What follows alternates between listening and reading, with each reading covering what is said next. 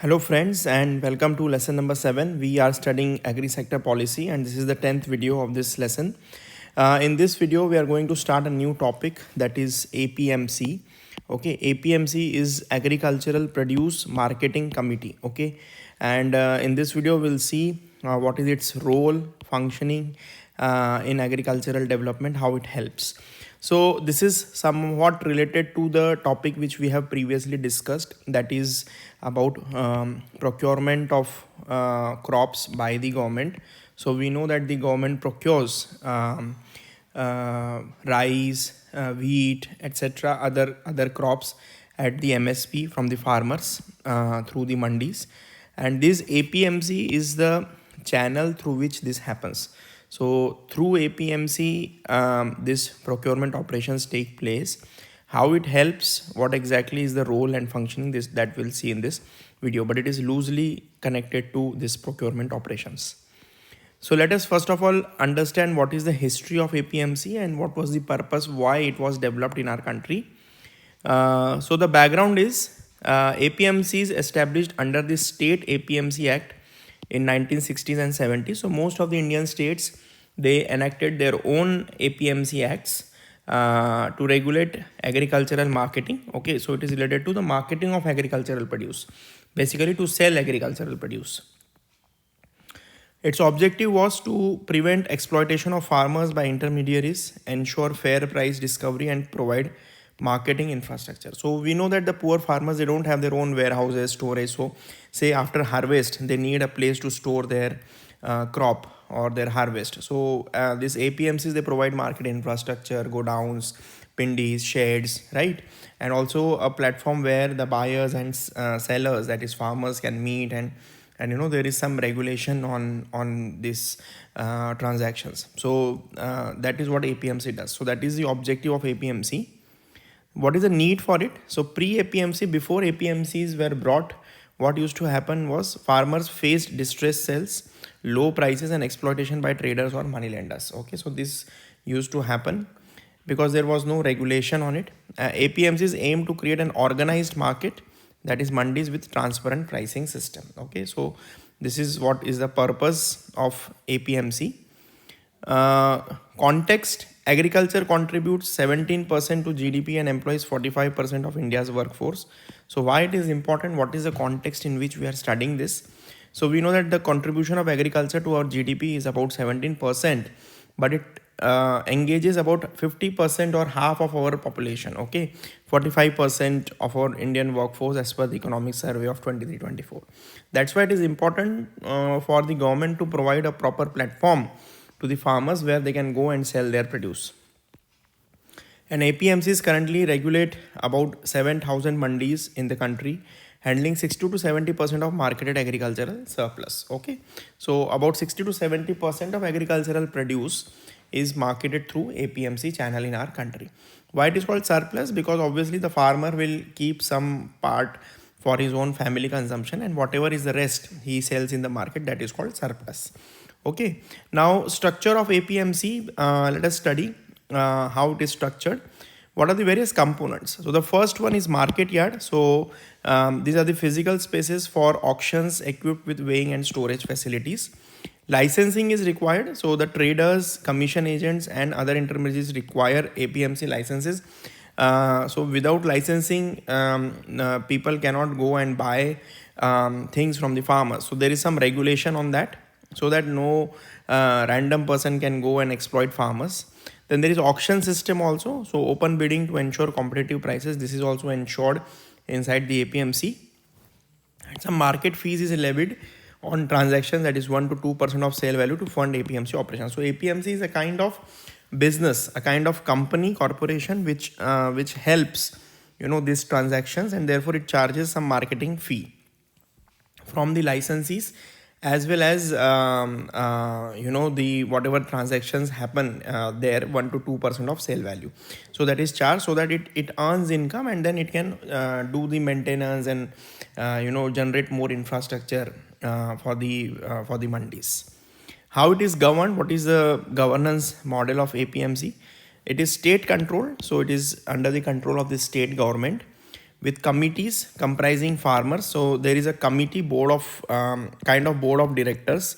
Okay, so there is a committee which comprises members from farmers, traders, government representatives also, and regular elections also take place. It regulates commodities notified under state APMC Act, example cereals, pulses and vegetables. So APMCs are also called RMCs in some of the states. So they are regulated marketing committees or agriculture producer marketing committee. These are one and the same thing. Okay, because they regulate commodity trade. Coverage varies by state. Example, Punjab has robust mandis. Bihar abolished APMCs in 2006 because there might be some problems, some political issues, and even after APMC there may be exploitation of farmers, and so that is how efficiently the APMC works also depends on the political will, right? So that is very, very important. Positive role in agricultural development, how it plays a positive role in agricultural development. There is a price transparency through APMC system. Open auctions take place which ensure that farmers receive fair prices based on market demand. Then what is the example? MSP linked procurement in Punjab mandis for wheat and rice. So this happens in other states also, so that the farmers receive a guaranteed income. Preventing distress sales. Mandis provide assured buyers, reducing reliance on local traders. Also, some of the mandis which are rich, which have infrastructure, they also provide storage facilities. Some of them also have cold storage so that the farmers can wait till they get a good price. Okay. Then infrastructure development. APMCs fund godowns, cold storage and rural roads with market fees. Example, Maharashtra APMC markets have grading and packaging facilities. So it helps farmers with that also to package their goods better, to grade it, quality check, etc. So these all things are there because it has infrastructure, it has machineries, equipment, everything. Then then it also supports farmers. How? Some APMC offer credit facilities and market intelligence like price trends via SMS. This facility is also given to the farmers. Economic impact is also there. Mandis handle almost 10 lakh crore in transactions annually, supporting rural economies. So you can look at the amount of transactions that take place. There are various limitations of APMCs also. It is not that it is a very perfect model. So there is a trader monopoly. This is always a threat. What happens exactly in this is that limited number of licensed traders are there, which restricts competition, leading to cartelization. So say maybe in one mandi, if there are 10 traders, and these 10 traders, they decide together that we will buy commodities at a lower price. That is, if the market price is say 20, we'll buy only at 10 or 12 or 15. So, that is called cartelization. So all of them, they combine together and they decide that we will not give more prices to the farmers. So that process is practice is called cartelization, and this 10 traders group is called cartel in that case. Okay, cartel. So this cartelization practice will exploit farmers obviously, because if nobody is paying a higher price, then how will a farmer get the actual market price? Farmers often receive 20 to 30% below market prices as per the Niti Aayog report of 2017. So this cartelization is a big problem. Then high cost, commission fees of 2 to 8%, market cess and handling charges reduce farmers' incomes. In some states, total fees reach 10% of the sale value. So if the farmers have to pay up to 10% as a fee or commission, so what will be their take home money, right? What will be the take home income?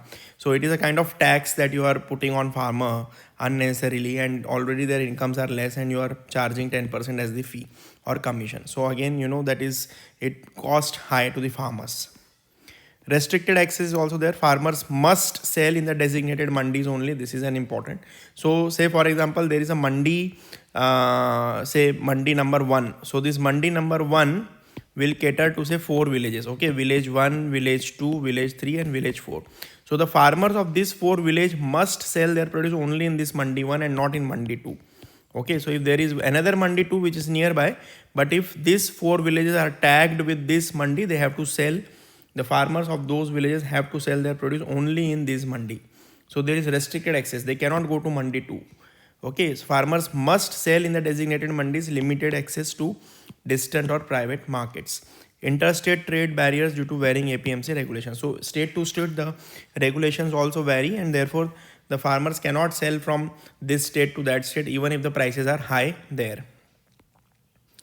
Infrastructure gaps is a problem even though mandis charge money to the farmers and from the traders license fee etc. Only 20% of mandis have cold storage, 30% like proper weighing systems also. So infrastructure is a big issue. Then political influence, political will, as I have told you, is very, very important in APMCs. APMC is often controlled by politically connected traders, undermining farmers' interest. So this is an issue. There are some recent reforms that have taken place. So there is a Model APMC Act of 2017. This is called Model Act because it was enacted by Government of India, right, by the central government. And this is a model, meaning it acts as a model for the state governments to enact, because agriculture marketing is a state subject. So states have the right to enact these laws, these acts. However, the central government can enact a model act so as to give it as a benchmark or as a model for states to follow. So in 2017, a Model APMC Act was enacted, which promotes direct marketing, private markets and contract farming also. It allows farmers to sell outside mandis without fees. However, it depends on the state government to adopt these provisions, right, by enacting their own rules or by amending their existing acts. Then ENAM is another innovation or is another new policy, which is electronic national agriculture market. Electronic meaning through digital platform it can happen. It was launched in 2016. It integrates 1000 plus mandis for online trading as of 2024. What is the benefit? It wider buyer access. So farmer sitting in Odisha can now look at the mandi in Maharashtra also or Tamil Nadu also, and he can see what is the price of his or her produce. Benefits: wider buyer access, real-time price discovery and reduced transportation costs. So he can see where the prices are the lowest and he can sell where the prices are the highest and where the costs are the lowest, and he can sell his produce in those mandis. What are the challenges of ENAM? But it limited digital literacy. Not everybody is using smartphones. They don't know how to use this ENAM platform. Uneven adoption, only 20% farmers use ENAM as of now. But the state governments have their own policies to create awareness about ENAM and to encourage farmers to use ENAM platforms. Then farm laws of 2020 was another step, but however it was repealed after the farmers' protests. But what it did, let us study here, allowed trade outside APMCs, private markets and contract farming. It was repealed in 2021 due to farmer protest over fears of MSP withdrawal and corporate dominance. So there was a fear that the corporate private sector will dominate farmers through contract farming, and it will not be beneficial for the farmers and they might be exploited in the long run. So this is what was the fear, and that's why government repealed that act. Then state level innovations have also happened. Some of the states have done it, like Karnataka's unified market platform. It integrates mandis with e-trading, and Bihar post APMC model after 2006, when it abolished the APMC, it promotes private markets but lacks regulation. So without regulation, you cannot protect farmers, right? So that is another important point. In the next video, we'll continue discussion about APMCs and also about the food inflation, how they are related to each other. So we'll see in the next video. Thank you.